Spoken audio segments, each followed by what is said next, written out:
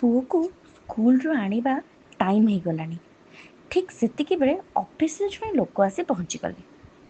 ତାଙ୍କୁ ଆଜ୍ଞା ଟିକେ ବସନ୍ତୁ ଆଉ ପଦେ ଦିପଦ କଥା କହି ବାହାରି ପଡ଼ିଲେ ସାର୍।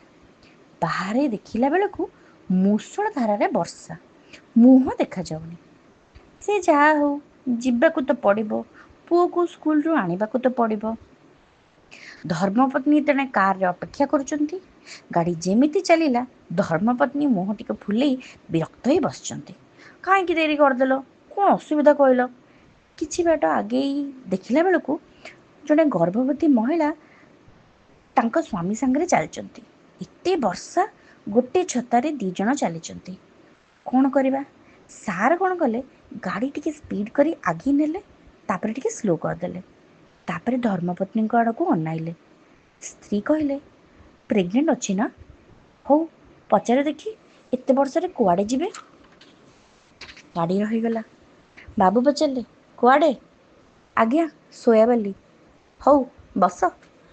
ଗର୍ଭବତୀ ମହିଳା ଟିକେ ଆଶ୍ୱସ୍ତ ଦେଖାଯାଉଥାନ୍ତି। ଏପଟେ ପ୍ରେଗନେଣ୍ଟ ଲେଡ଼ିକୁ ବସେଇ ଦେଇଛନ୍ତି ଗାଡ଼ିରେ, ତେଣୁ ଆଉ ସ୍ପିଡ଼ରେ ଯାଇ ହେବନି। ଧୀରେ ଧୀରେ ଗାଡ଼ି ଯାଇ ସେ ଦମ୍ପତି 2 ଜଣଙ୍କୁ ଗାଁ ପାଖରେ ଛାଡ଼ିଦେଲା। ସେତେବେଳକୁ ବର୍ଷାର ବିଟପାତ ଟିକେ କମିଯାଇଥାଏ। ସାର୍ ପଚାରିଲେ, ଯାଇପାରିବ ତ? ହଁ ଆଜ୍ଞା। ବାସ୍ ସରିଲା। ଏପଟେ ସ୍କୁଲ ଛୁଟି ହେଇସାରିଥାଏ। କିନ୍ତୁ ବାବୁ ଆଉ ତାଙ୍କ ପତ୍ନୀ ମନେ ମନେ ଭାବୁଥାନ୍ତି, ପ୍ରଭୁଙ୍କ ଲୀଳା, ସେ ଲୋକଟି ଯଦି ଅଫିସରେ ନ ପହଞ୍ଚିଥାନ୍ତା ଏ ଗର୍ଭବତୀ ଦମ୍ପତିକୁ କ'ଣ ସାହାଯ୍ୟ ହେଇପାରିଥାନ୍ତା? ଜୟ ଜଗନ୍ନାଥ।